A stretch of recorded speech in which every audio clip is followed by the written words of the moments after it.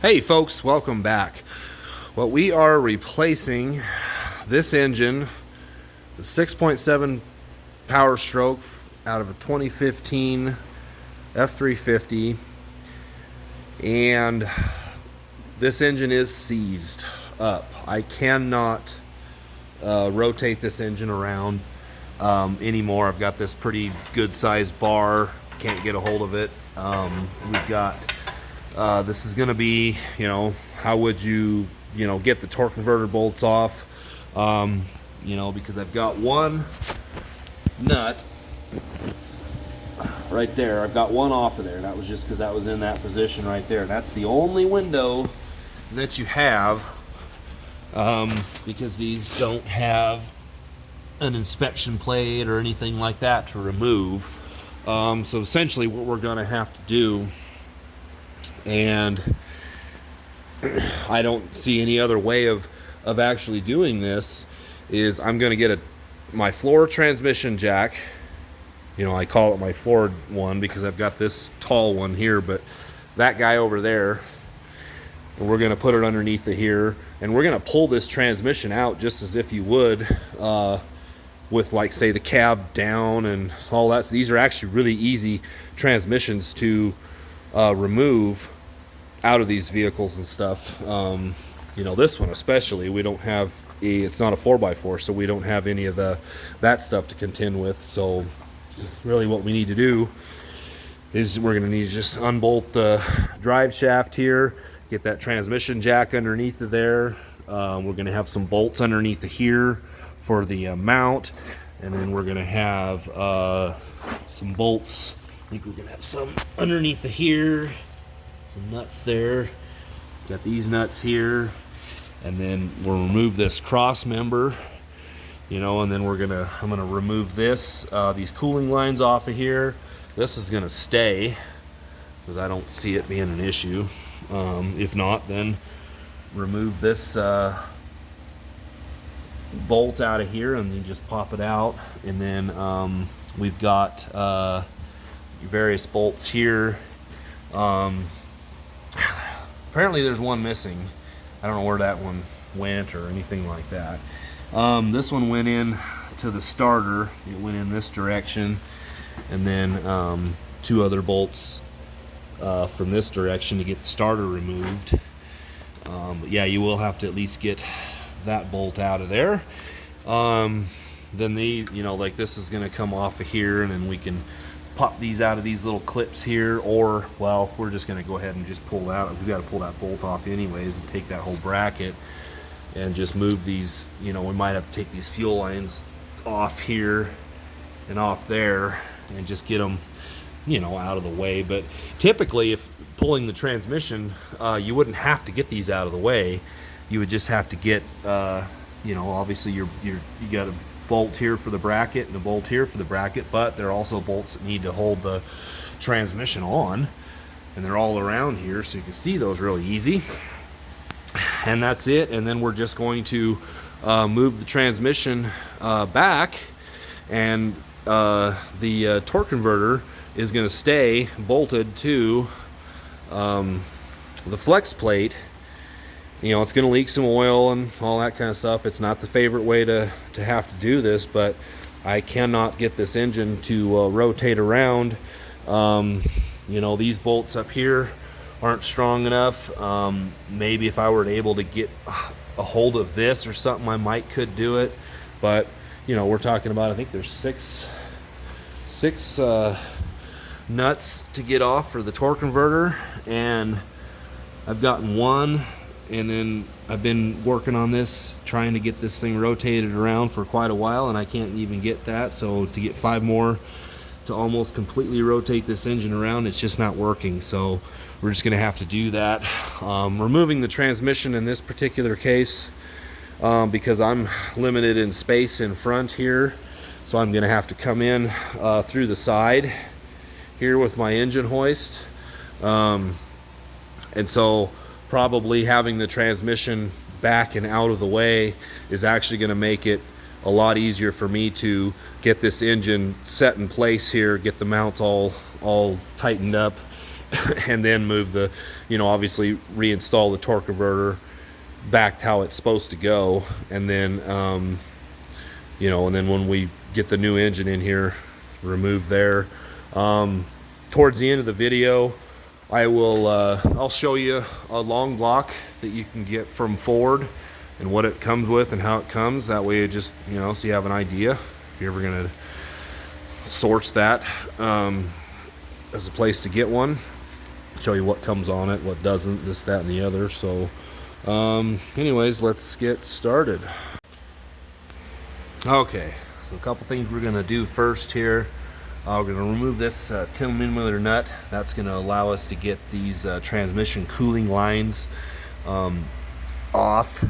And I've got them loose in here, but I remember doing it before on another one before. It's not too bad for them to move out of the way, because once you get over here, they are, they're rubber right here. So they have a little bit of flex, but there's a couple of if you remove, like, see, here's a mount right here, which would go on a stud, which would be right there, which would also hold on this plastic wiring harness trough, I think we'd call it. And there would be another stud right back in there. This is all on the passenger side.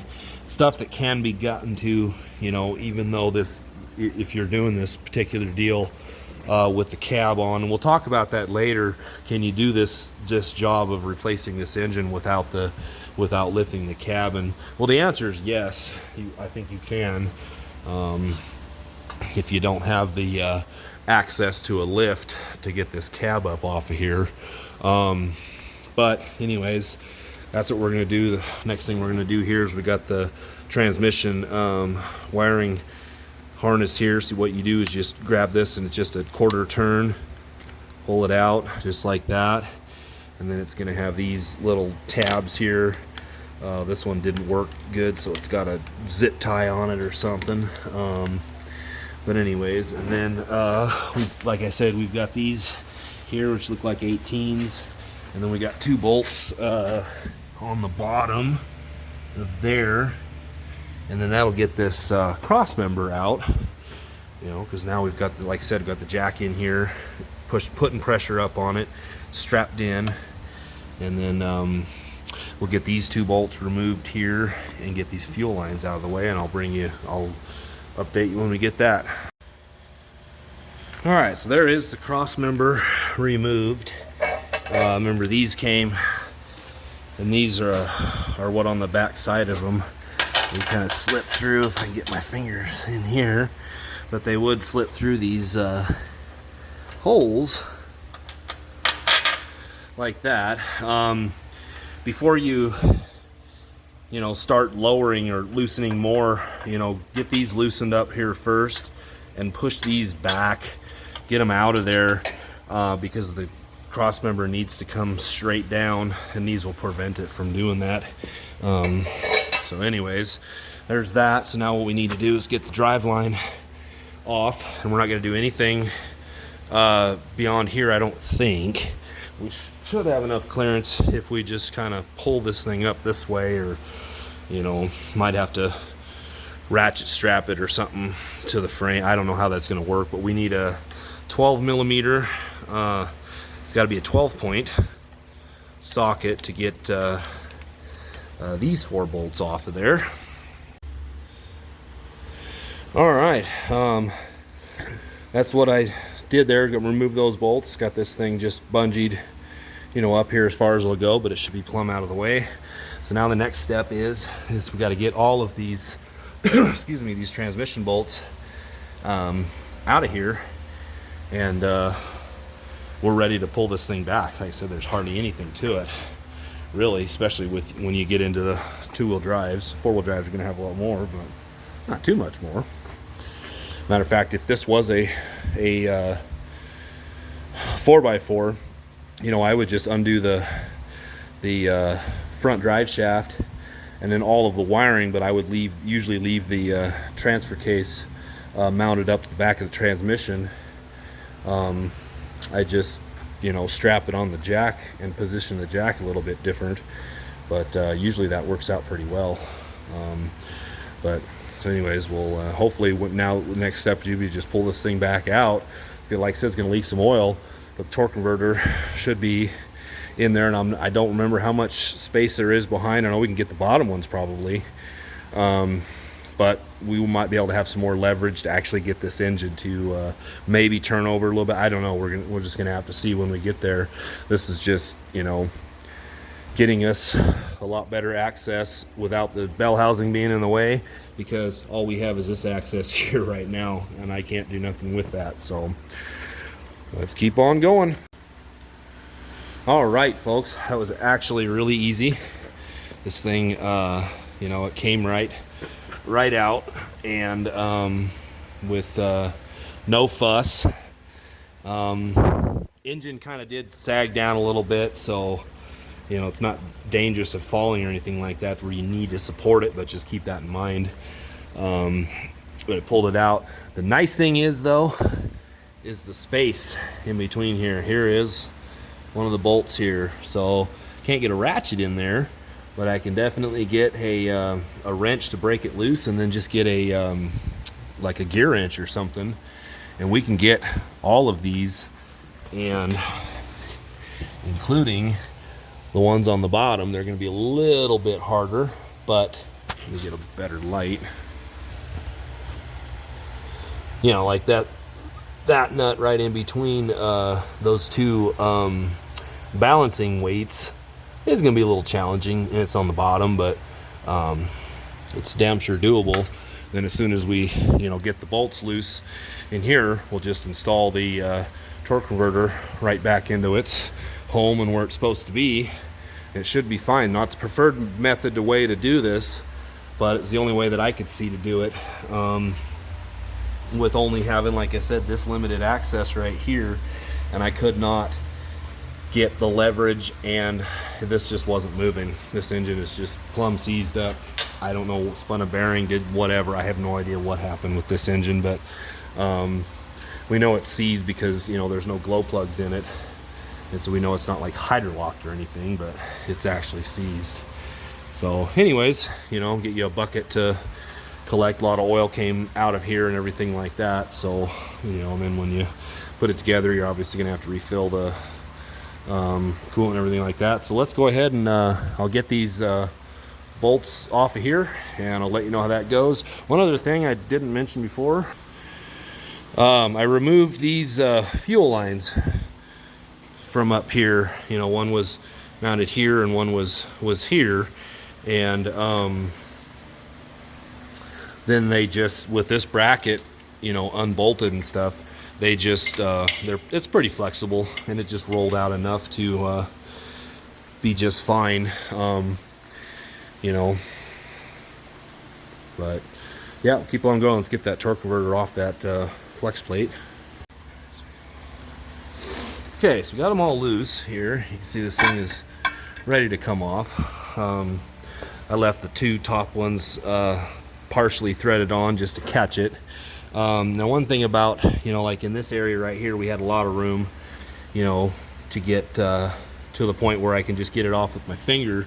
But right here, my gear wrench got caught right there, you know, and see how close that is. And then so you want to be mindful of stuff like that, to not go too far, that all of a sudden you can't get, it's a pain in the ass to get a gear wrench off when you can't get it off of the nut or away from the nut, because whatever you're going against is hitting. See how it's going in here with my finger? You know, the wrench was in there like that, and it couldn't go. Like, I don't think I could even now I can, because this thing is farther back, but you know, I had to loosen all the rest of them to get into that point, so I had to use something else. Right here there was one where my finger is right here, but it was in between where this crank position sensor is. So it was a lot closer there, so basically I had to just break that one loose. I couldn't even get the gear wrench on it. I had to break it loose just with the open end and just spin it off. So anyways, now we're just ready to, just wanted to point that out, you know, be mindful of that, because, you know, you might get your wrench stuck. But hopefully not a huge deal. But anyways, now we'll be ready to move this thing back over here and reinstall it on the transmission. So okay, well, it is very heavy, so be super careful when doing this. And then I would consult service manual or whatever. Don't take my word for it, but I think this thing is in far enough as far as that goes. But I'm not 100% sure. I've got to double check it myself. You know, these things will kind of go in a little bit, and you kind of got to pick up, you know, move it, you know, like moving it with your fingers, you know, hands back and forth, and they'll kind of click and they'll go in. This feels like it's in and everything, but I need to double check it and make sure. So don't take my word for it as to this being good enough for this to go in. I not really ever installed torque converters. Only a couple of times I've replaced the transmissions. They've came with new ones, so they were already installed on there. And then the one time where I did a few or a couple other times where I've did these oil pan, upper and lower oil pans, you got to remove the transmission to do those. So I've never really had to do that this way. This is my first time replacing an engine that's seized up. And so basically now everything we've got left to do is just you know, get all the rest of the parts off this engine that we're still going to use. You know, things like this exhaust manifolds and this and the fuel filter housing, and that all doesn't matter. Can you do this job with the cab still on? I think you could. I know you can remove the transmission. That I've done that several times. These are actually, this is super easy to do. Even with these that are kind of a pain in the ass, I wish they would just go with a recessed set of threads and have a bolt that goes in there, because that would make it like 50% easier. I don't like this particular design, but these aren't bad if you get it lined up correctly. It's just you have to line up that part, you know, into the hole as you're going in with it. In this case, I think because of my angle that I'm doing everything here, this is not going to be too bad as far as you know, getting this engine, you know, out of here and getting the new one dropped down in here, and then the transmission jack, because it's got adjustability for side to side and back and forth tilt. So I'll be able to get it, you know, it looks pretty good even just the way it is. It didn't move much. But I think that's going to be easier to do it that way. But as far as, like, you know, pulling the transmission, yes, that's good. Pulling the engine, I've tootled around on YouTube a little bit, and I did see someone do it. But I don't think you could do it with the torque converter on the back of it, because you got to have so much more forward clearance to get it out. You know, if the torque converter is still on, so we're talking about an engine being seized. Because if you come down in here and you look and you see this cross member right here, it's part of the frame, and you got your lower oil pan. I guess you could remove the upper and lower oil pan and go ahead and, you know, but by that time you have to remove the transmission to do that anyway. So